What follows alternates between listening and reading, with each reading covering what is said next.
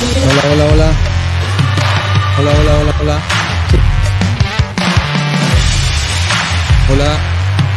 Hola.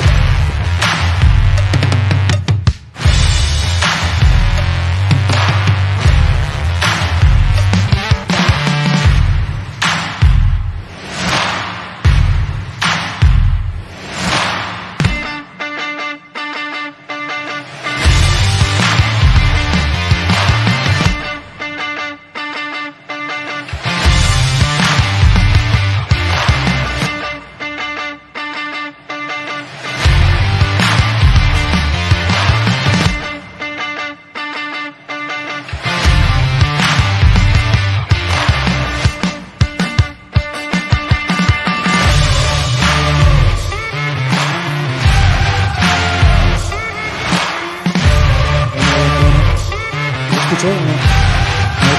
Bueno. ¿Ya?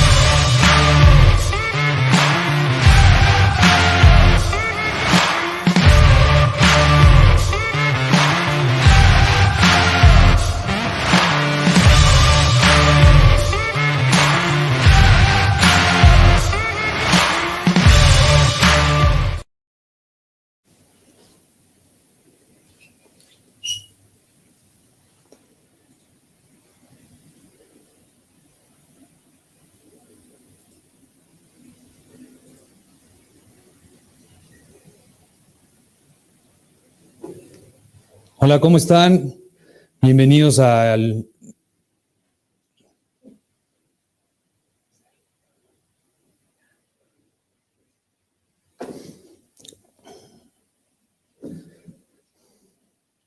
Hola, ¿cómo están? Bienvenidos al Foro de Inversiones 2020. Muchas gracias a Héctor y a Julio por la invitación.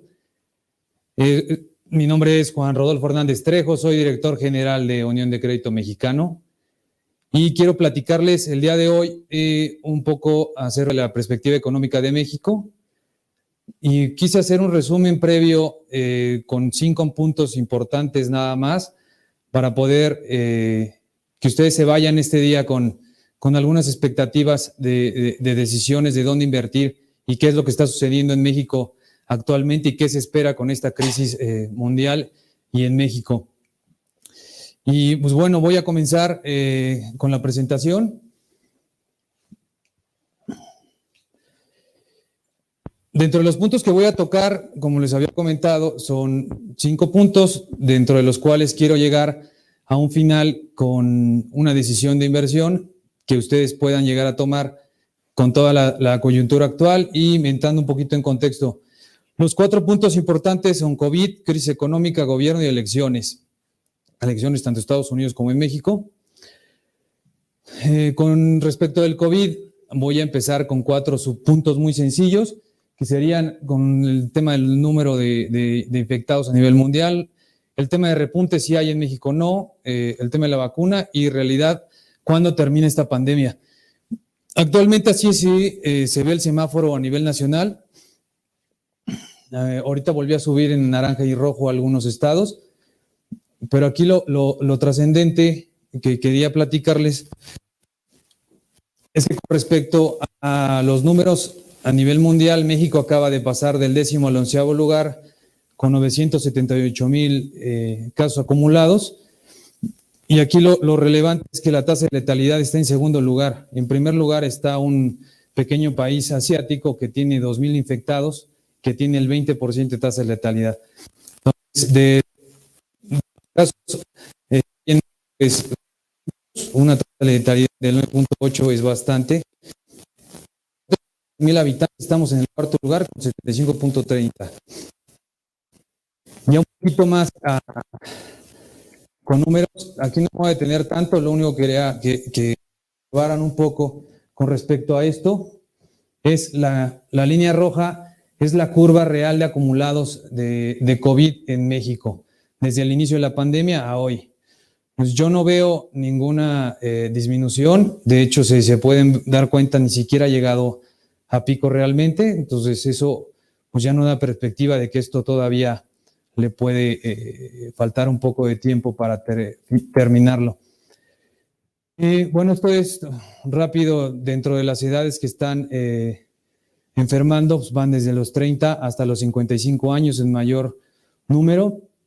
Y en tema de ambulatorio y que lo realizan dentro ambulatorio en sus casas o hospitalario, pues si se dan cuenta, la mayor parte de la población la recuperación la está realizando en sus casas. En estas gráficas, otra vez las voy a poner, no me voy a detener mucho. La línea negra es la acumulada de defunciones, que igualmente no se ve que disminuya la curva de las defunciones, sumando ya alrededor de 98,000 defunciones actuales. 11 de noviembre,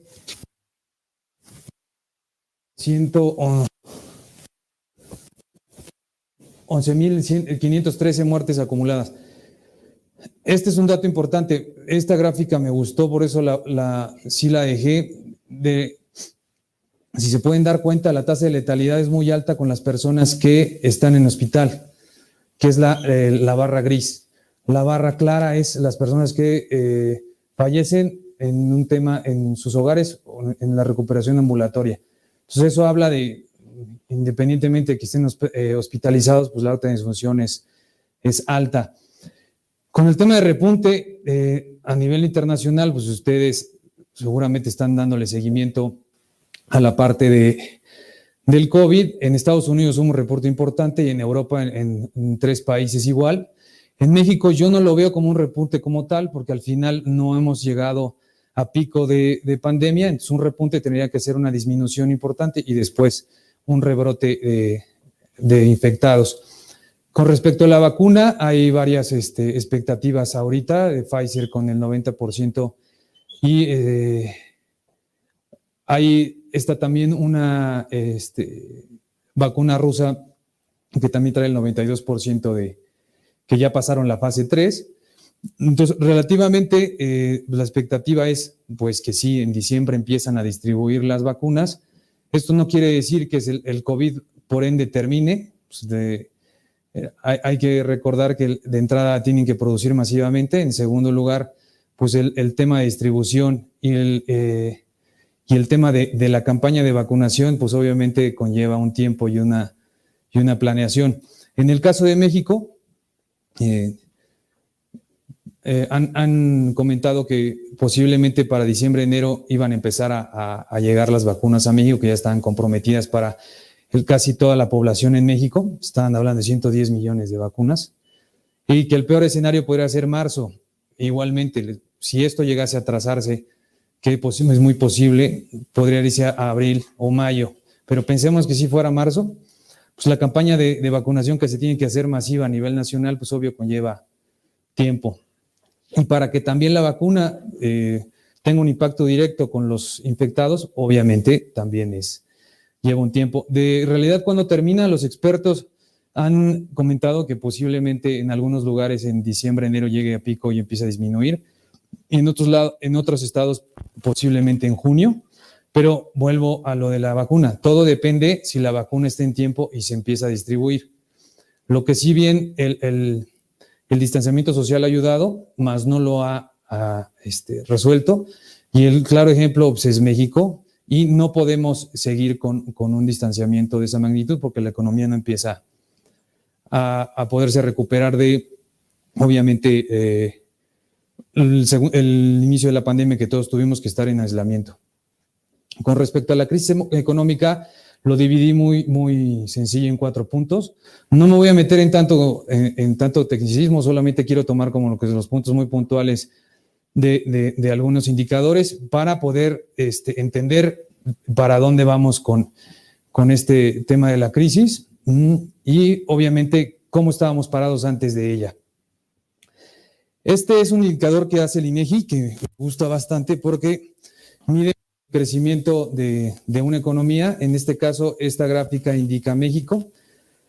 Si alcanzan a ver desde el inicio de 1980, donde empieza la gráfica, hasta el 2020, pueden observar literalmente ¿sí? que cada de las partes grises son relativamente una crisis, de que empieza a donde concluye y empieza a recuperar la economía.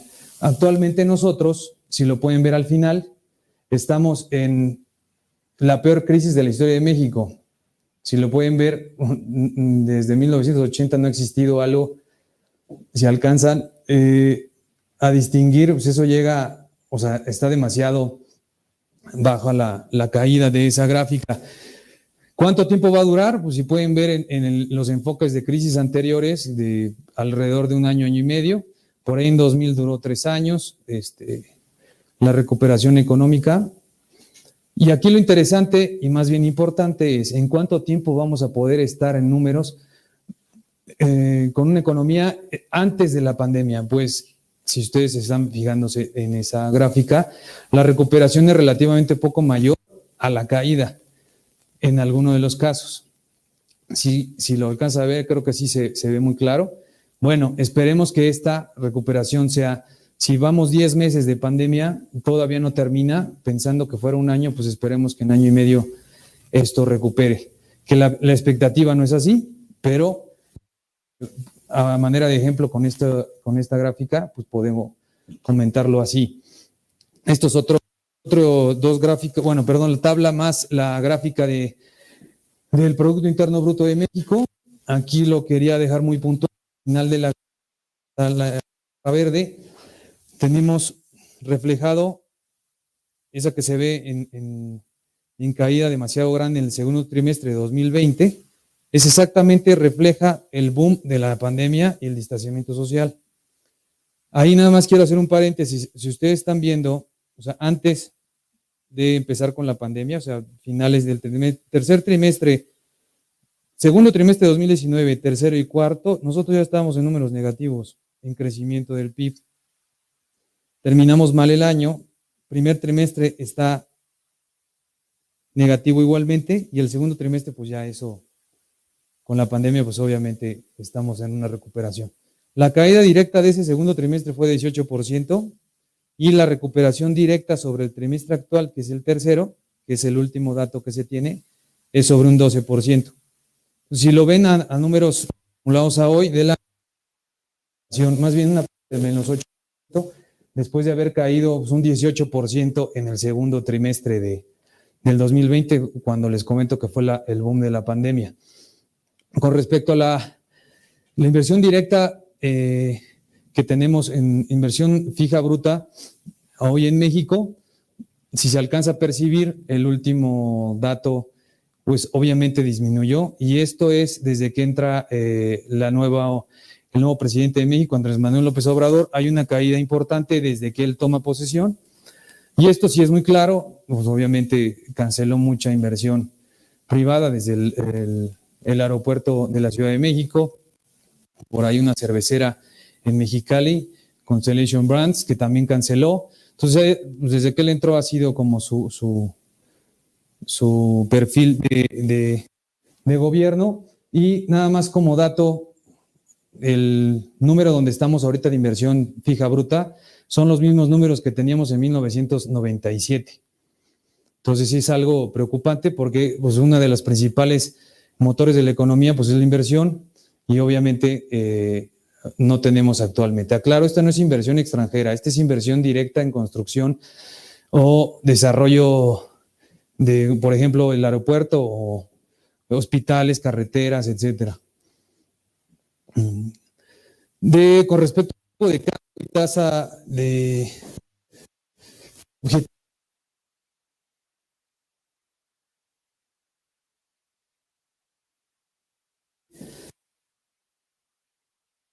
mantener el año,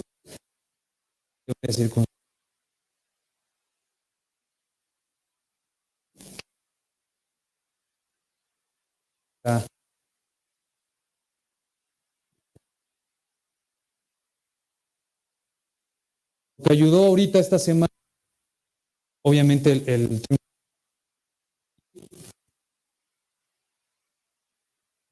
buena noticia.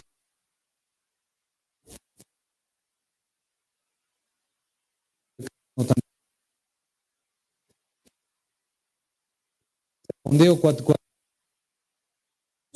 una disminución importante en el último año, y precisamente fue por temas de pandemia que tuvimos que hacerlo más aceleradamente, que eso ya lo tenía planeado Banxico desde marzo, que empezaron a implementar esto. En realidad, ¿cuándo termina la crisis actual que tenemos económica? Pues miran, ahorita voy a entrar más a detalle en otros puntos, pero la realidad es que muchos están... La expectativa es, para que nosotros volvamos a estar en números del PIB actual, pues puede tardar alrededor de 4 años. El gobierno dice que en 3 años, otros especialistas dicen que 5 años. Lo que es una realidad que el año va a terminar con menos 9.9%, perdón, alrededor de menos 9% el crecimiento real de 2020.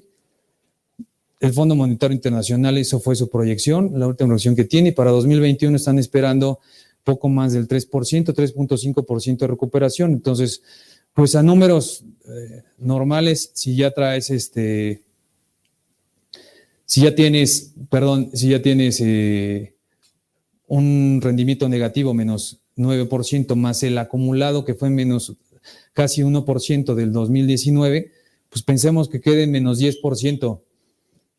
Bueno, están esperando el 3.5% de crecimiento, pues obviamente el 6.5% negativo tenemos que recuperarlos, pues en 2 años con un crecimiento del 3.25 aproximado, para poder llegar a esos números, cosa que en el 2021 puede suceder, pero es porque hay una recuperación rápida del déficit que existió por la pandemia.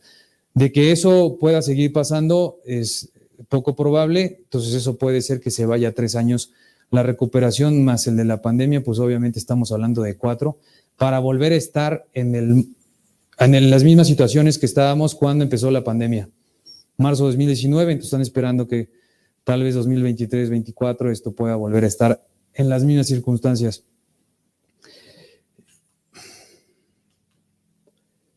Con respecto al gobierno, que tiene mucho que ver con esta actual crisis y cómo vamos a salir de ella, es un personaje fundamental para poder sobrellevarla.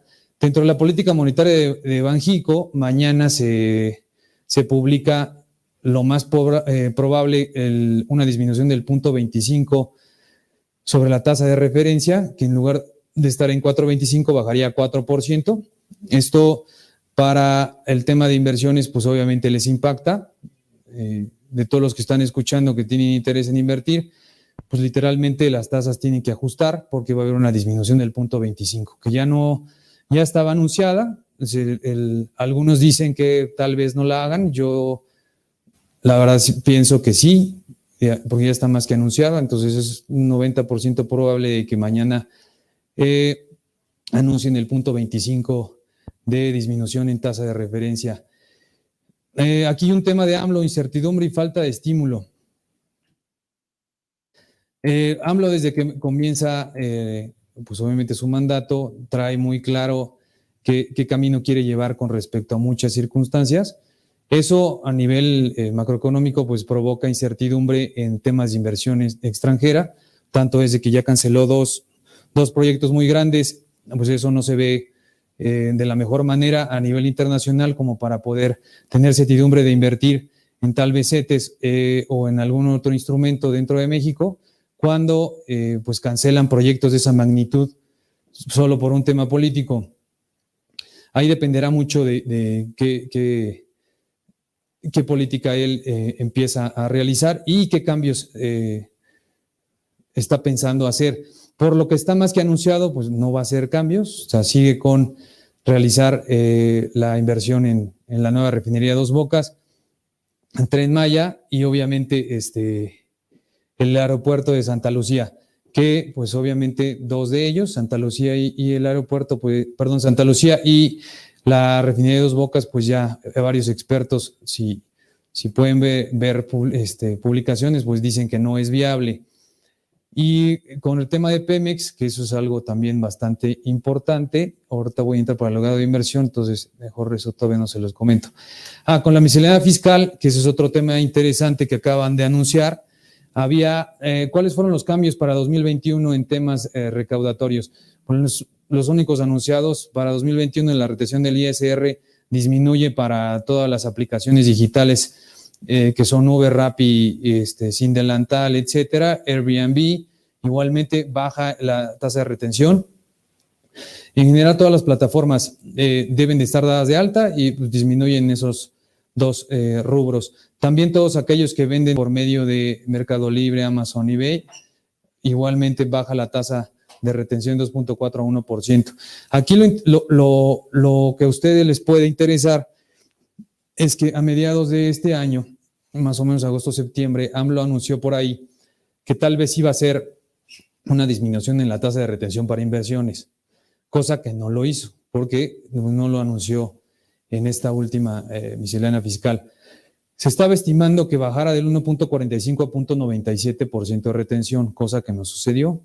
Pero para que se den una idea, el 1.45 era cuando la tasa estaba pues, muy por encima de lo que está ahora. Si tú sacas la proporción que es de tasa de retención del 1.45 con respecto al 4, pues es muy alta. Y era más que obvio que no le iba a bajar, porque ahorita lo que quiere incentivar, como es una economía en crisis, pues quiere incentivar el consumo y no el ahorro. Entonces, si él baja la tasa de retención del ISR, pues en alguna forma está incentivando el ahorro. Con respecto al grado de inversión, actualmente México no ha perdido el grado de inversión. Sí hubo una disminución la última vez, la volvieron a mantener, en el caso, por ejemplo, de Fitch, que es el más cercano a perder el grado de inversión. Standard & Poor's y Moody seguimos todavía un poco lejos del umbral.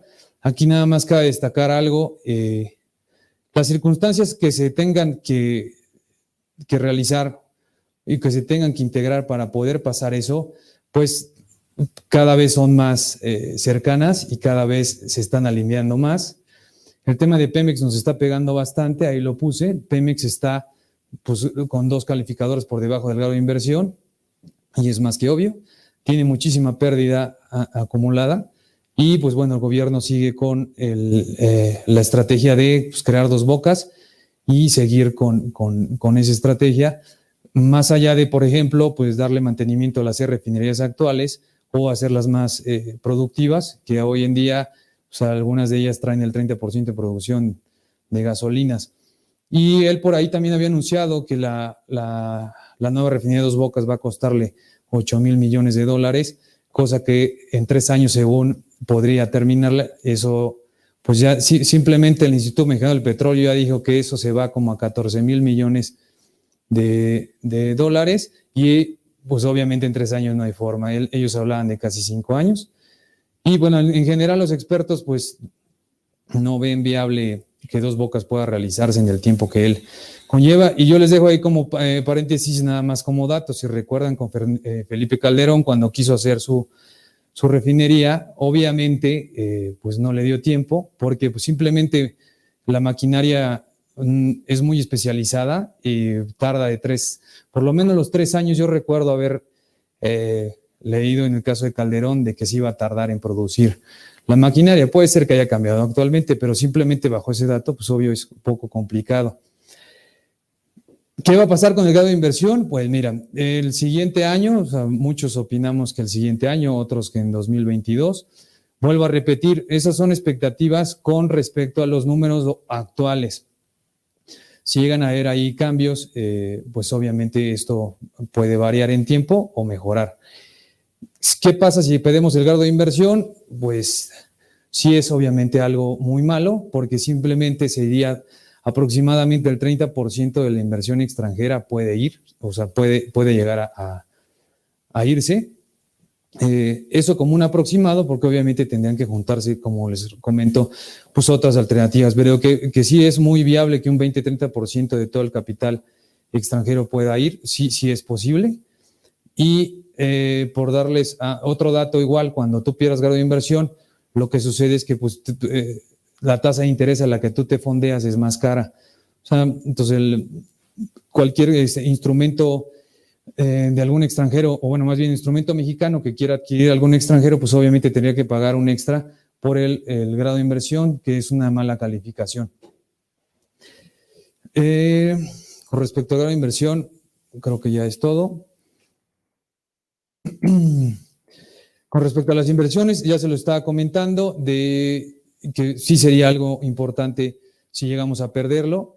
Ahorita depende también mucho el dólar si sube o baja, y ahí depende un poco. Ahorita con respecto a que gana Biden, pues obviamente hay una perspectiva positiva y hay más certidumbre, pero pues Trump está queriendo impugnar la campaña, y pues por lo menos de aquí a enero que eso tiene que finiquitarse y ya darle el triunfo a Biden legalmente, pues obviamente sí nos va a tener tal vez unas semanas con la incertidumbre de que puedan impugnar. En toda la historia de Estados Unidos nunca había existido algo así.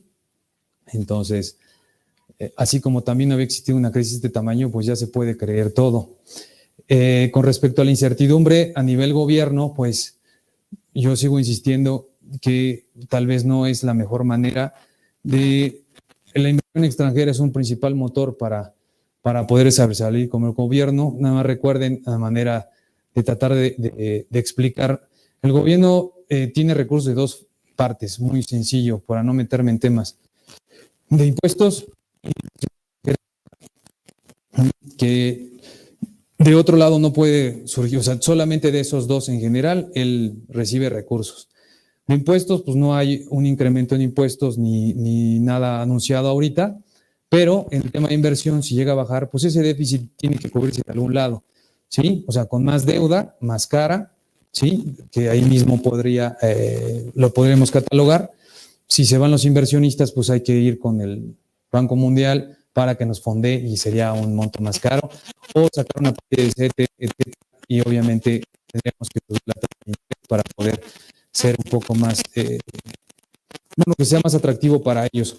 Pero bueno, pues la tasa ya conlleva muchísimas otras cosas, puede impactar la inflación, etcétera, pero no me quiero meter ahorita en esos temas. Con respecto a las elecciones, ya les comenté un poco de las elecciones de Estados Unidos y de México, son primordiales para el tema de la crisis y qué perspectiva puede haber para el siguiente año. Con respecto de México, diputados y senadores, ahorita, como pueden ver en la gráfica, pues Morena tiene en la Cámara de Diputados pues el 50.4%, que sería mayoría, y en Senado 46.88%. Aquí es importante las coaliciones que pueden llegar a existir en una u otra. y que ya existen hoy. Y les voy a poner un ejemplo muy fácil. La extinción de los fideicomisos, que si bien ya escucharon, está muy sonada ahorita. La Cámara de Senadores votó por coalición para poder tener la mayoría. Entonces, sí es importante tenerlo en cuenta, porque para las elecciones de 2021, que se están peleando por ahí 500 diputaciones, 15 gobernaturas, entre otras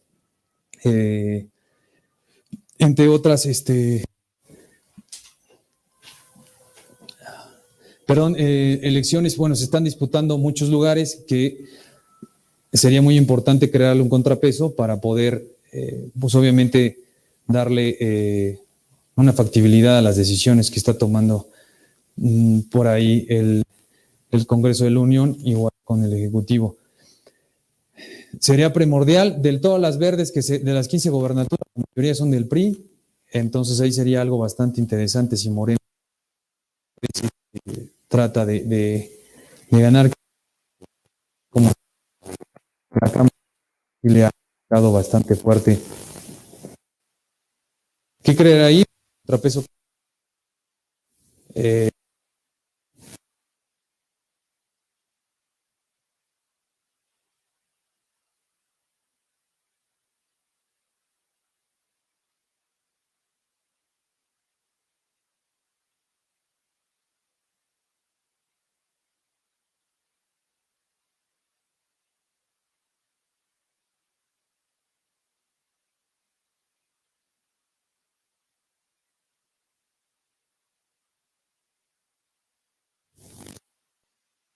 Aunque ya están cerradas las elecciones. Te cuento que tendría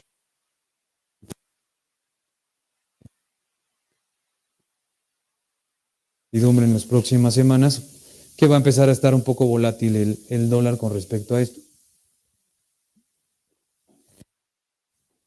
Y creo que les haya gustado un poco con respecto, quise irme muy rápido porque hablar de perspectiva económica con todos los temas de crisis hoy pues puede ser bastante largo y tedioso.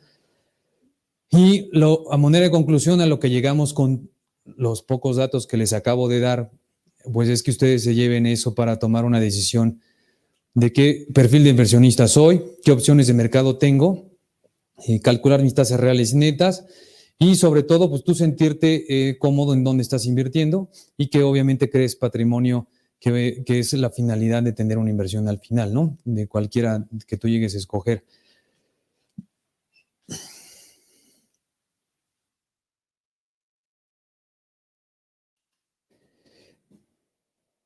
Los perfiles de inversionista, pues yo creo que ya han escuchado mucho de esto, se los han platicado también en este foro bastante. No me voy a meter tanto, sino más en que ustedes lo entiendan,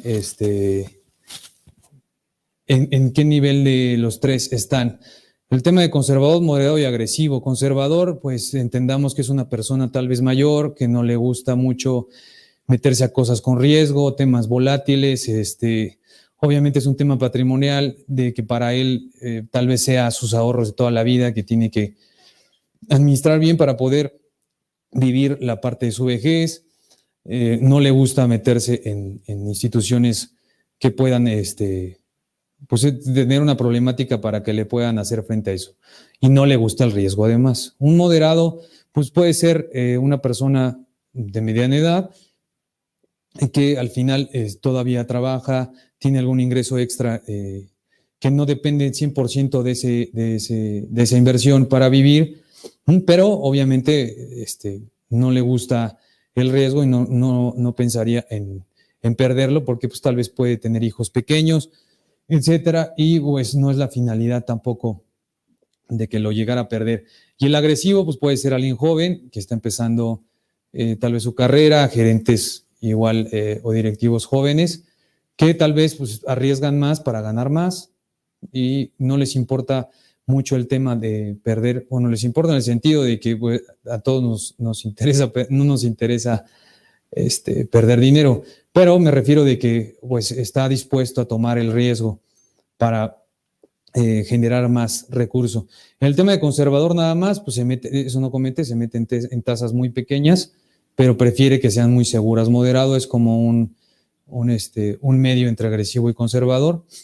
Y aquí lo importante o interesante que yo quisiera que dejárselos como tarea, porque siento que es bastante importante, que de repente he platicado con muchos que llegan a invertir en la Unión y sí no les queda claro esa parte. Más allá de ver de tecnicismos o qué perfiles, si es moderado o definiciones, se los puse en tres slides: bajo riesgo, mediano riesgo y alto riesgo, como opciones de mercado. Hay sin número de opciones de mercado, sin número de vehículos financieros, sin número de opciones o de productos.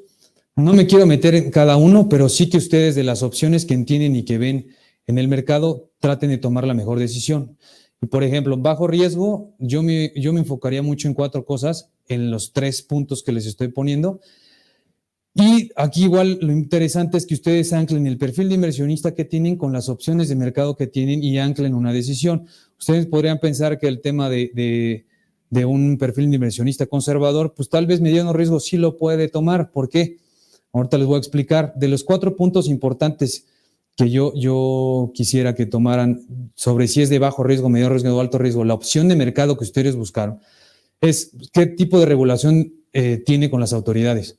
¿Es regulada, no es regulada? ¿Es regulada como un banco? ¿Tiene mucho tiempo regulada? Por ejemplo, las uniones de crédito tienen reguladas ya desde hace mucho tiempo, los bancos también. Por ejemplo, fintechs están en proceso de que se les den las autorizaciones, más ya son reguladas, ¿sí? Pero ahí surgen varias dudas. Por ejemplo, acceso a la información. ¿Qué tanto acceso a la información tiene esa institución? Si es regulada, pues está pública su información. Hay algunas reguladas que no está pública su información, como las OFOMES y las fintech actualmente.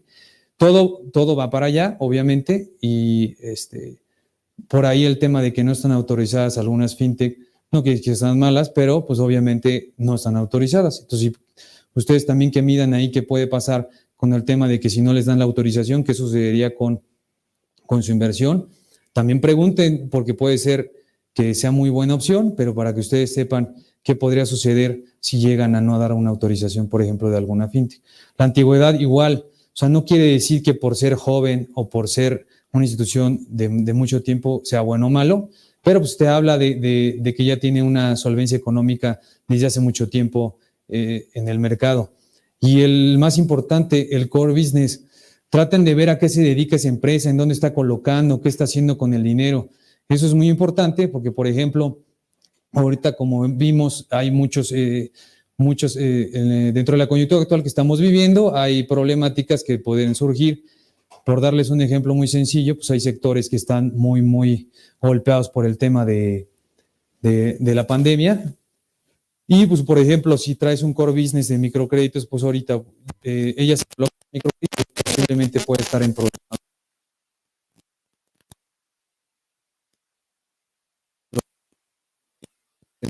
gigantes que resolver, pero pues, ¿por qué? Porque hay mucha necesidad, mucha demanda de crédito, de microcrédito actual, por ejemplo.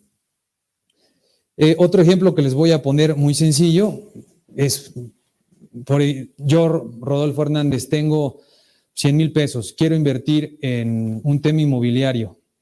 Entonces ahí de partir, no, pues no me alcanza, sí me alcanza, ¿qué puedo comprar? O sea, ¿puedo comprar a pagos o no? Si vas a meterte que traes una inquietud de invertir en un tema inmobiliario, bueno, pues partamos de ahí. ¿Cómo está el tema inmobiliario en México hoy? Muy golpeado, o sea, es de los más golpeados. El tema de oficinas todavía más, o sea, y es más que obvio, pues el tema de distanciamiento social, todo el mundo trabaja en línea, y los directivos y empresas están empezando a dar cuenta de que eso es más redituable y además les está funcionando bastante bien, hasta para calidad de vida de todos los empleados. De entrada, en el caso del Distrito Federal, bueno, la Ciudad de México, pues cualquier persona que trabaje en un horario de 9 a 6 de la tarde, de entrada pierde 2 horas de camino de tráfico. Actualmente, pues esas 2 horas las puede dedicar a hacer ejercicio o estar con su familia, su calidad de vida empieza a mejorar, aunque no mejor, pero que hoy vaya precavido con el tema inmobiliario. ¿Por qué? Porque voy a comprar algo o un tema de eso tiene que ser una muy buena oportunidad de negocio. Ejemplo, hay mucha oferta en la Ciudad de México para venta de inmuebles. Obviamente han disminuido un 30-40% de su valor. Si tú tuvieras una compra de un inmueble bajo esa perspectiva, pues tal vez no sea la mejor, porque ya hay mucha oferta y todos están con una disminución en valor del 30%. A partir de ahí, si llega a surgir una oportunidad interesante que valga la mitad o algún tema así, pues puede ser que te valga la pena tomarlo. Pues segundo, ¿en cuánto tiempo vas a hacer líquido esa inversión? Si es un tema inmobiliario, dando el ejemplo, pues obviamente si todo está ahorita golpeado por el tema de la crisis, posiblemente puede tardar 2 años para que tú puedas venderlo como mínimo, ¿no? O tal vez más. Entonces nada más sobre eso tratar de aterrizar y tomar tu decisión. Y el tema de alto riesgo, de bajo, mediano riesgo, yo creo que el inmobiliario podría ser mediano riesgo porque sí está medido, o sea, al final la infraestructura es un tangible, bueno, el inmueble es un tangible, o sea, no, que pierda valor al final en cero, pues eso no pasa. En tema de microcréditos, pues dependiendo cómo te diversifiques, pero pues tiende a tener un poco más de riesgo. Y ahí igual tú medir de qué tipo de producto vas a adquirir, qué tipo de inversionista eres y por medio de qué vehículo lo vas a hacer. Y ahí es donde les hago el paréntesis. Ya les expliqué más o menos que identifiquen qué perfil de inversionistas son, qué tipo de producto quieren invertir y ahí qué vehículos lo están haciendo. Y en vehículos me refiero a instituciones financieras, ya sea fintechs o FIPOS, bancos, casas de bolsa, uniones de crédito o hasta de emprender en un nuevo negocio, etcétera. Tendrías que también identificar esa financiera en qué riesgo está, bajo, mediano o alto, y tú le trates de dar una calificación para poder solventar alguna problemática después. Y también vaya costo-beneficio, o sea, puede ser que tú consideres que es un riesgo muy alto y tal vez si te va a dar una tasa bastante interesante, pues trates de entrar. Sí, pero pues para que tú también puedas tratar de medir en la parte del riesgo. Por último, que creo que esto es muy importante, de tasas reales y netas. La tasa objetivo el día de hoy está en 4.25. Si Banxico mañana la disminuye, que es lo más seguro, quedaría en 4%. La inflación hoy está en 4.09 y la retención de ISR en 1.45. Tu tasa neta real en ambos casos es negativa. Entonces, ¿qué tasa mínima esperas para que no pierda valor tu dinero? Pues obviamente el 5.54 por lo menos en el tema de hoy y ahí está mal, 5.54 no es en el tema de si llega a disminuir, sería disminuir 0.25 puntos porcentuales de esa parte, sería entonces 5.29%. La unión de crédito estamos dando el 13% real, que ya metiendo el tema de la disminución de la tasa, de la inflación ISR, te quedaría pues una utilidad neta real, bueno, la tasa neta real de 7.46% y 7.21%, perdón, 7.21%. Esto lo pueden hacer muy sencillo, o sea, simplemente la tasa que ustedes les darían en alguna inversión es restar la inflación y el 1.45 de ISR, y ese resultado es la tasa neta real que ustedes van a tener con respecto a su inversión. Y bueno, con esto concluyo. No sé si tengan algunas preguntas, voy a empezar a leerlas para ver si las comenzamos. Y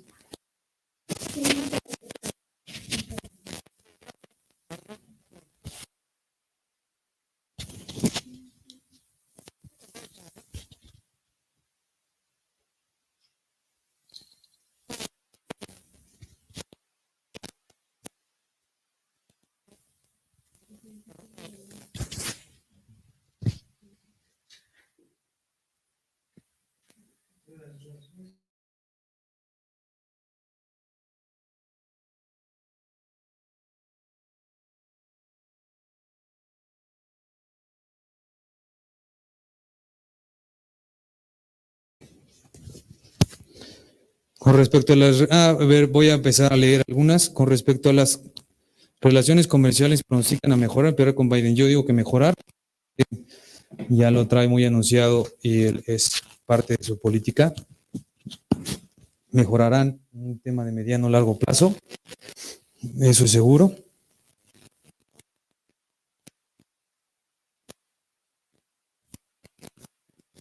Preguntan por aquí, Miguel Ángel, gracias. Una vez terminado el plazo de mi inversión, ¿en cuánto tiempo sacar el dinero?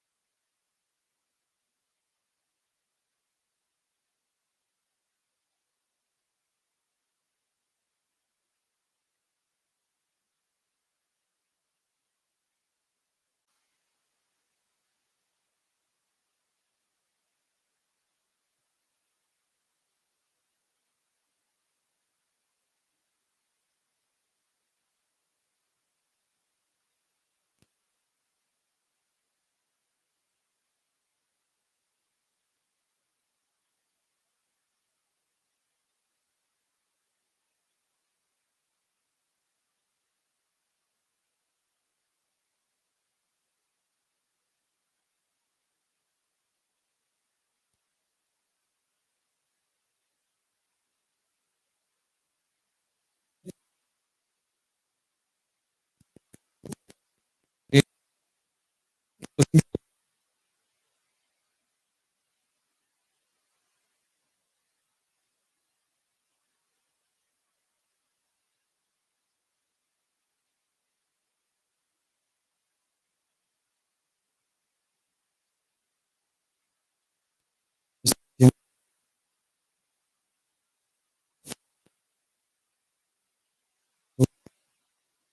¿Me escuchan?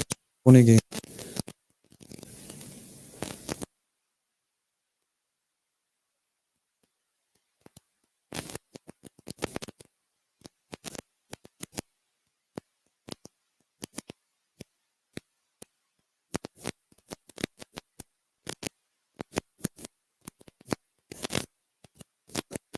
pues, muchas gracias por el problema.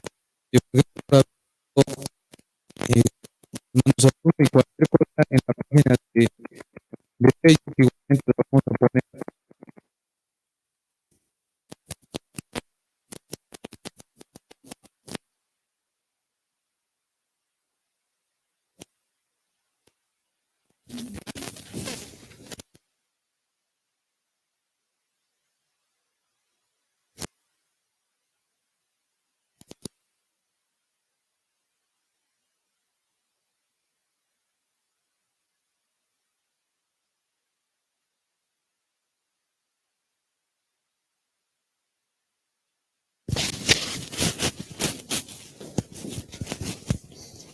A ver, hola, hola. Creo que ya regresó el audio. Si no, confírmeme para no.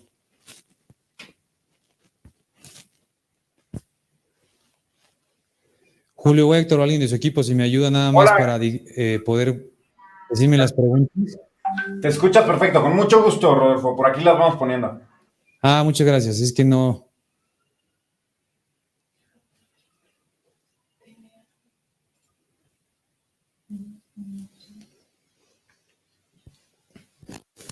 Justo nos pregunta Miguel Ángel Hernández por aquí, una vez terminado el plazo de mi inversión, ¿en cuánto tiempo puedo sacar el dinero? Es inmediato. Si tú contratas 6 meses o un año, en cuanto se venza tu plazo, tú puedes retirar tu capital y los intereses. Si tú llegases a contratar un tema de retiro de intereses mensuales, pues obviamente retiras sus intereses mensuales y el capital al final. No hay restricción de nada y no hay obligación de reinversión ni algunas cuestiones ahí. El plazo es sobre el contrato es sobre el plazo específico que tú contrates y al día siguiente tú ya puedes retirar tu inversión. Perfecto.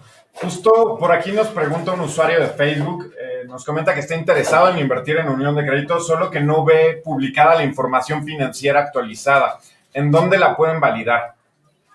Sí, en la página de la Comisión Nacional Banca de Valores, si quieren ahorita pido a alguien que suba el enlace para poder bajar la información. Y en El Economista cada 3 meses se publica Igualmente por ahí véanme, yo también escribo una columna por ahí en el suplemento de Uniones. Igualmente ahí también se publican los estados financieros.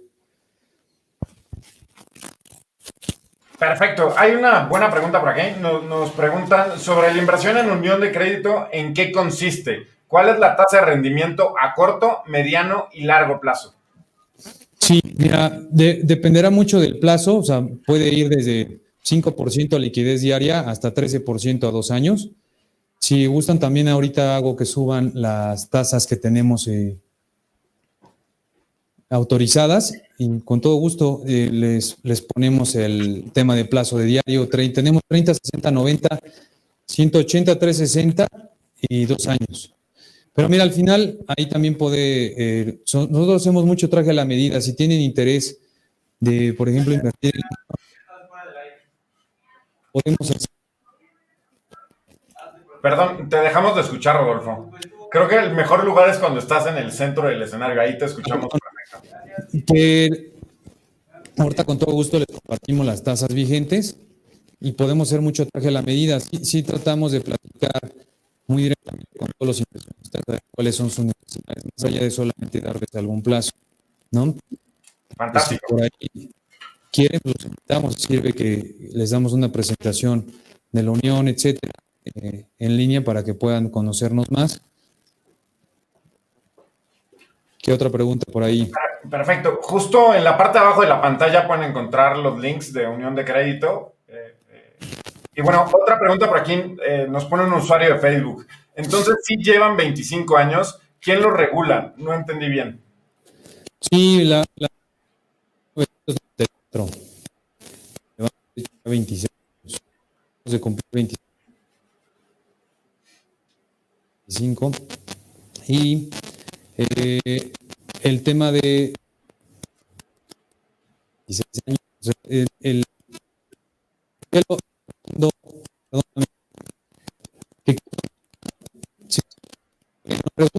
Comisión Nacional de Banca cuando usted y obviamente la Secretaría de Hacienda y Crédito Público como medio de ellas dos. Tenemos una regulación muy parecida a una SOFIPO. La Unión, por ejemplo, actualmente el tema regulatorio es muy amplio. Perdón, Rodolfo, ¿sabes qué? Estamos teniendo muchísima interferencia. ¿Habrá forma de intentar solucionar el problemita con el audio?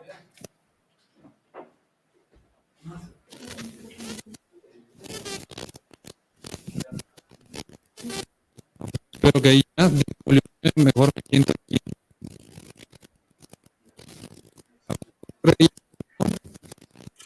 Perdón, Rodolfo, la verdad no alcanzamos a distinguir lo que estás comentándonos.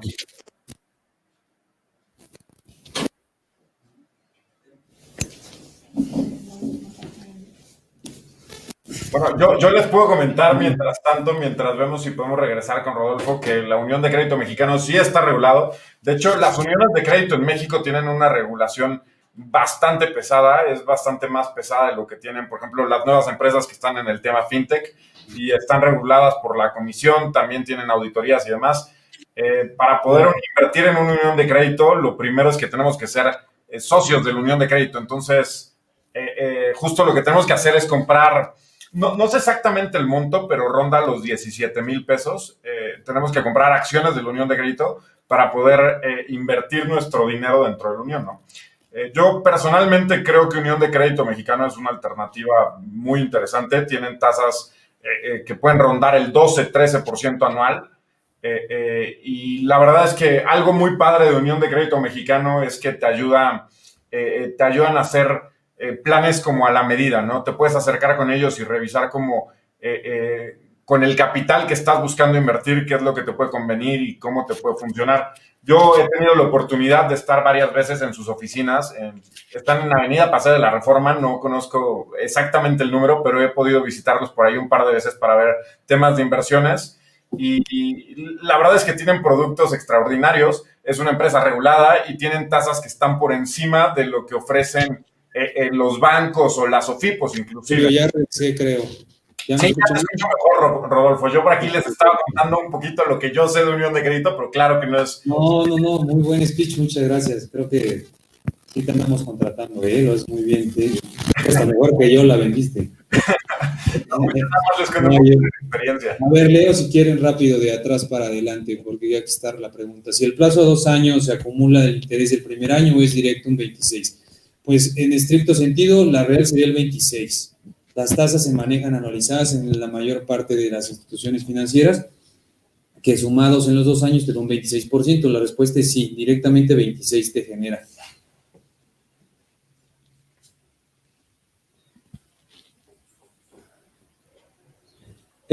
Los 26 años que le estaba comentando, sí los cumplimos ahorita en octubre. Regulados, ya me hiciste favor de comentarlo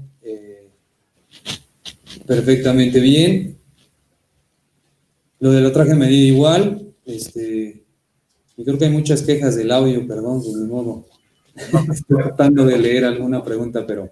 Justo por aquí estaba viendo una pregunta sobre los montos mínimos de inversión. Mira, un monto mínimo como tal no lo hay, solo que para participar en la unión tienes que volverte accionista. Tenemos 2 alternativas de tu poder participar.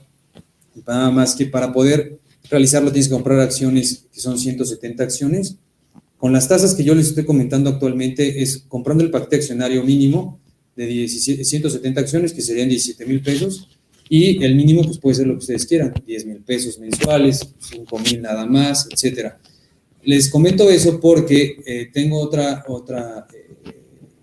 opción de poder recibirlos, pero la unión exclusivamente solo puede recibir personas con actividad económica, y esto lo pueden revisar sin ningún problema en el artículo 42 de la Ley de Uniones de Crédito, donde especifica que solamente pueden participar personas morales y personas físicas con actividad económica. Tenemos muchos clientes que no, pero usamos otro vehículo para que puedan participar, y obviamente ese no da la tasa del 13%, sí da un poco menos, y si no quisieran adquirir el paquete accionario. Pero es una parte regulatoria, así como las OFOMES no pueden recibir inversionistas directamente porque se vuelve captación que solo lo pueden hacer los bancos. Esa restricción la tenemos nosotros, que fue por las autoridades, para que no se volviera captación del público en general. Pero sí, la pregunta, ¿cuánto es lo mínimo? Lo que ustedes quieran. Y obviamente cuando termine su plazo, si ustedes ya no quieren las acciones, nosotros tenemos alrededor de, pues por mes, se entran bastantes, entonces no tenemos problema de que ustedes recuperen el tema que invirtieron en las acciones, porque además las acciones también les generan, pues, obviamente un porcentaje muy pequeño, pero al final agrega valor. Pero sí, no, la respuesta es no, no hay un máximo. Mínimo. Fantástico. Mínimo. Oye, Rodolfo, fíjate que por acá están haciendo un complot en Facebook para ver si existiría la posibilidad de que ustedes puedan volver a hacer como esta plática, para que, podamos abrir otro espacio para que ustedes nos acompañen, ¿no? Yo creo que podría ser interesante tener otra plática con ustedes, si se puede, pero de este mismo foro mejor, y tal vez enfocarla a la parte de cómo abrir cuenta con una unión de crédito y cómo funciona el tema de la inversión, ¿no? Sí, claro, yo encantado, el tema que quieran, pues, ahí trato de explicarles lo poco que sé acerca del tema económico, y si no, a ver qué inventamos, no se preocupen. Fantástico, entonces por acá nos ponemos de acuerdo para agendarlo. Por aquí veo 3 preguntas muy buenas más. Justo por aquí una persona nos pregunta, soy asalariado, persona física, tengo actividad empresarial. ¿Una persona asalariada tiene actividad empresarial? Puede ser, depende cómo te hayas dado de alta en el SAT. Hay personas físicas que tienen ingresos por actividad económica y también tienen ingresos como asalariados. Pues ahí dependiendo, si la pregunta tiene duda de eso, seguramente él está como asalariado nada más, porque la mayor parte, cuando te metes en actividad económica, sí ya tendrías que declararlo, entonces tendrías que dividir ahí qué porcentaje tienes en asalariado y cuánto en actividad. Lo de impuestos, nosotros lo declaramos ante el SAT, sí, y esa retención la hago yo directamente y te funciona porque si haces declaración, pues obviamente esta retención te sirve para que lo puedas ocupar como un impuesto que ya pagaste previo. Si no lo declaras, pues obviamente no te conviene porque pues es un impuesto que ya se te disminuyó, bueno, más bien se te descontó del rendimiento. Impuestos los declaramos ante el SAT, sí, ok. ¿Quién declara los impuestos? Les digo que yo retengo y yo entrego. Ustedes ya no es necesario que los declaren porque al final ya se pagó y se declaró al SAT. Por eso les comento que sí les conviene que yo se los dé y ustedes los metan en su declaración. Porque al final ahí no crean que el SAT les dice, este ya me salió, ya te lo... No, ¿te va a ayudar? Obvio no, ustedes lo tienen que hacer. Fantástico. Por aquí hay una persona que nos pregunta, soy jubilado, ¿entraría como persona física?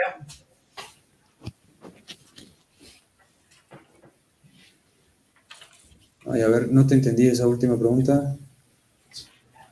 O sea, que si una persona que está jubilada podría invertir con ustedes y entraría en el esquema de persona física. Sí, tengo, o sea, dentro de la unión, tengo muchos jubilados, pero no en la unión como tal, porque el jubilado es asalariado al final. Solamente hay 3 tipos con respecto al SAT de figuras que tú puedes ser. Persona moral, que son empresas, persona física que con actividad económica y persona física que sería un asalariado normal. Ahí puede ser que tengas ingreso por asalariado e ingreso por actividad económica. Pero más bien al final hay 2. Pero bueno, la pregunta es que tienes que tener actividad económica. Eso es exclusivo. Un jubilado está jubilado, recibe una pensión que al final pues, es un salario que él tenía y es, pues está jubilado y lo sigue teniendo. Si él tuviese otro ingreso, pues obviamente podría también tener la actividad económica. Pero les comento que tengo otro vehículo para poder recibirlos y es exactamente lo mismo, simplemente que no pueden ser socios de la unión por la limitante que les acabo de comentar. Buenísimo. O sea, básicamente el chiste es que se acerquen con ustedes. No importa si son asalariados, personas físicas o morales, o jubilados o no jubilados, se tienen que acercar con ustedes y ustedes les van a ayudar para que puedan invertir en Unión de Crédito Mexicano. Sí, más fácil. Les digo que nosotros estamos encantados. Siempre nos metemos mucho con los clientes.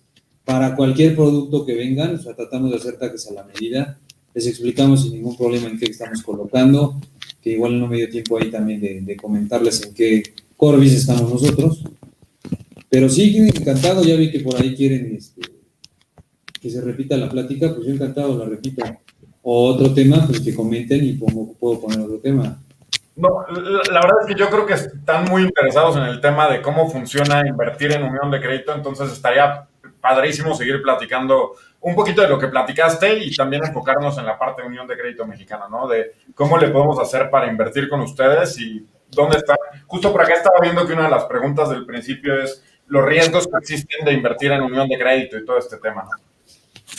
Mira, riesgos, no hay ninguna institución ni ningún tipo de producto financiero que sea de cero riesgo. O sea, obviamente hay unos que son de muy bajo riesgo como un CT y hay otros que son de muy alto riesgo como puede ser meterte en derivados o algún tema en casa de bolsa que pueda ser muy volátil. Digamos que nosotros estamos dentro de 0 a 100 comentando lo que te acabo de decir, que CT es el mejor, o sea, 100 y el peor es que te acabo de comentar, pues yo creo que estamos alrededor de un 70 ahí. No me gustaría atreverme a decir que un 90-100, porque obviamente pues ahí ya entran nada más CETES y bancos y instrumentos que van anclados al CET, que obviamente ahí el que da la garantía directa o el que está detrás, pues es un gobierno como tal, ¿no? Pero si lo quieren medir, podría ser un 70, tal vez, por ciento de un 100%. ¿Y por qué un 70? Porque pues al final tenemos 25 años, seguimos creciendo, tenemos una expectativa de negocio bastante agresiva en lo que estamos ahorita tratando de expandir. Va a haber una capitalización importante por medio de los socios este año. Entonces, pues todo pinta bastante bien para la unión. No hemos defaulteado jamás algún capital o algún rendimiento de alguna inversión. Y las tasas que estamos dando son reales, llevamos ya muchísimos años y la verdad todos los clientes que tenemos pues ya son, o sea, cuando una vez que entran se quedan muchísimo tiempo. Pero pues, si tienen más dudas, con todo gusto les explico más en qué estoy colocando y qué estamos haciendo ya más puntual. Maravilloso. Fíjate, y creo que ya contestamos varias de las preguntas que yo veo por acá. El tema de las retenciones, ya lo contestamos. El tema de invertir como asalariado o persona válida. Justo lo que nos queda contestar por acá, nos preguntan mucho cómo poder contactarlos. Nosotros pusimos en la parte de abajo un link que nosotros tenemos para Unión de Crédito, que es http:// foroinversiones.com.mx/ Unión de Crédito. Y eso los lleva a una página que ellos nos proporcionaron para que se registren. Entiendo por aquí que si las personas que llegan del Foro Inversiones invierten con ustedes, les van a dar un 0.25% más en la tasa de rendimiento, ¿correcto?